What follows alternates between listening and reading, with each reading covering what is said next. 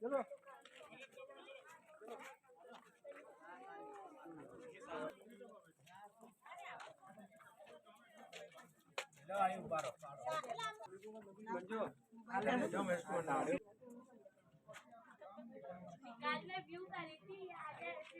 शिकार खेलते हुए कुंदरा गांव तक आए तो यहाँ पर पालीवाल ब्राह्मणों की एक लड़की थी। बताते वो लड़की इतनी खूबसूरत थी कि जब पानी भी पीती थी तो गले से उतरता हुआ दिखता था। इतनी खूबसूरत लड़की को उन्होंने पहले कभी देखा नहीं था, तो बोला कि मैं इससे शादी करना चाहता हूँ। लेकिन राजस्थान के अंदर पहले भी ऐसी प्रथा थी और आज भी ऐसी प्रथा है कि एक जाति के लोग अपनी लड़की दूसरी जाति में नहीं देते हैं, चाहे वो कितना भी पैसे वाला हो, चाहे कितना भी धनवान हो। तो उन लोगों ने मना कर दिया कि हम लोग पालीवाल ब्राह्मण है, ब्राह्मण मीन्स पंडित, हम लोग मीट मांस नहीं खाते हैं, हम लोग शराब का सेवन नहीं करते हैं, हम लोग अपनी लड़की आपको नहीं दे सकते हैं।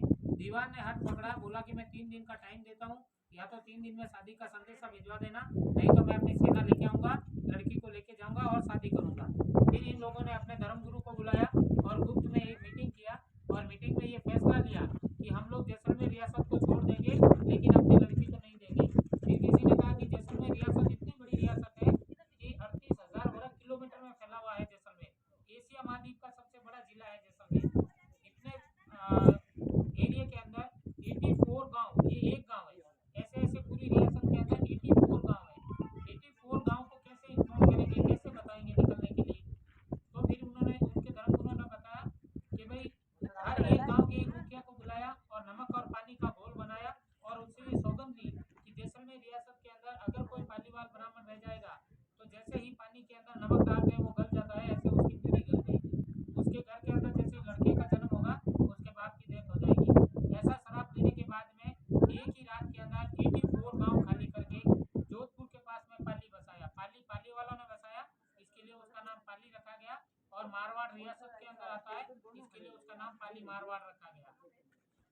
उस जमाने के अंदर आने जाने के लिए कोई साधन नहीं थे, कुछ लोग पैदल गए थे, कुछ कैमल से गए थे, कुछ बैलगाड़ियों से गए थे और कुछ बूढ़े और बीमार लोग थे। उनकी ये सुन के ही डेथ हो गई थी कि हम लोग अपना घर बार जमीन जायदाद छोड़ के जा रहे हैं।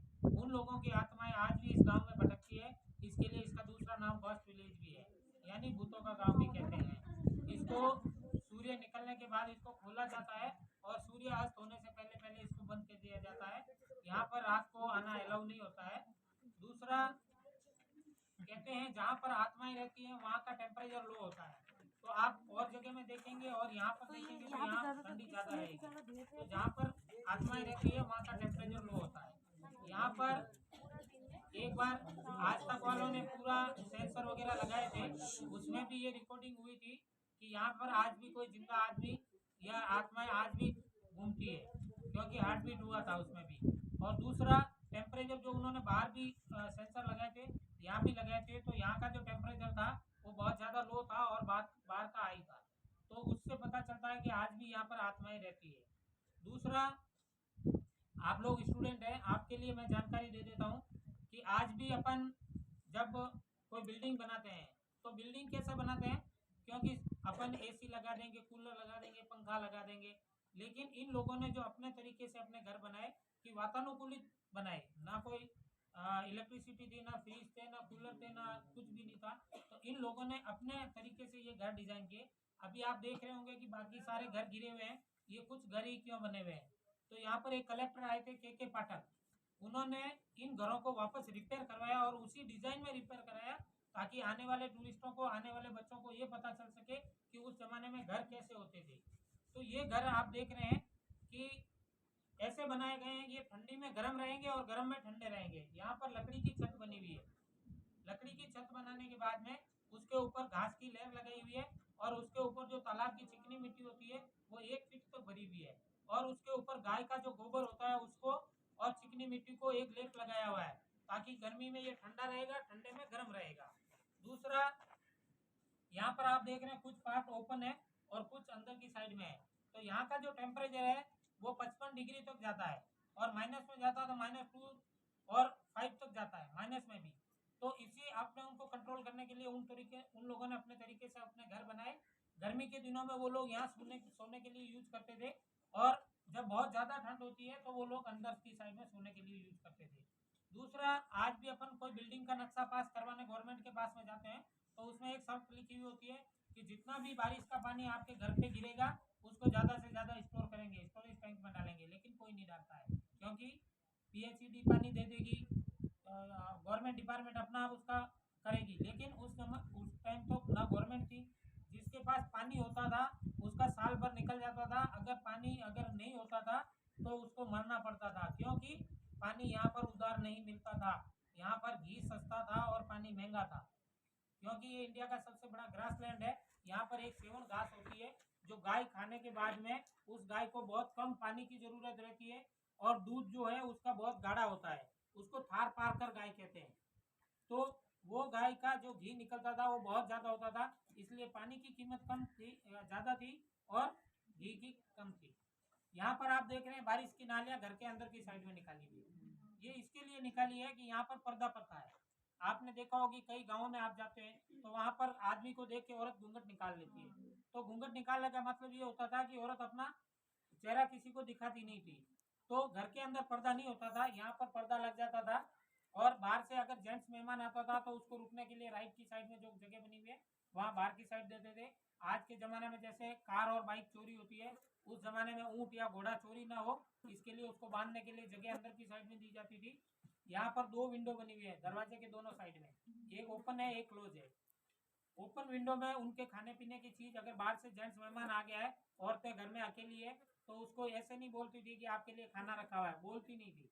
तो वो क्या करती थी, यहाँ थाली के अंदर उसका खाना पीने का सामान रखने के बाद में इस विंडो में आके 2 बड़े पत्थर होते थे, एक छोटा पत्थर होता था, उससे वो टक टक की आवाज़ लगाती थी।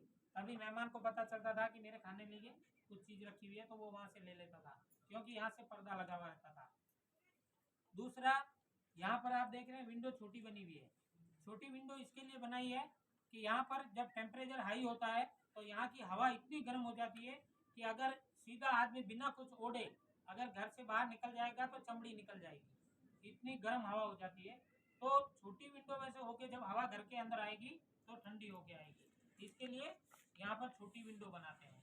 दूसरा, यहाँ पर आज भी अगर एक मिडिल परिवार के अंदर एक लड़की की अगर विदाई होती है तो 30 से 40 तोला सोना और 1.25 किलो चांदी पहनाई जाती है, जब जाके एक लड़की की विदाई होती है एक मिडिल परिवार के अंदर, क्योंकि मारवाड़ के अंदर सबसे ज्यादा सोना और चांदी पहना जाता है। तो यहाँ पर जब इतना सोना और चांदी पहना जाता है तो यहाँ पर चोर डाकू और लुटेरे भी बहुत ज्यादा हुआ करते थे। तो उन्हीं से अपना कीमती सामान बचाने के लिए ना कोई बैंक थे ना लॉकर थे। उस जमाने के अंदर उन लोगों ने अपने तरीके से अपने लॉकर बनाए। वो जो रूम आप देख रहे हैं उसके अंदर एक अंडरग्राउंड है, तहखाना बना हुआ है, उसके अंदर अपना कीमती सामान रखने के बाद में उसके ऊपर एक बड़ा सा पत्थर लगा के पूरा आंगन एक जैसा गोबर से लिपाई कर देते थे ताकि बाहर से चोर डाकू और लुटेरे आए तो उनको ये ना मालूम पड़ सके कि घर में कीमती सामान कहाँ पे रखा हुआ है। वहां पर आप देख रहे हैं उस रूम का दरवाजा छोटा बना हुआ है।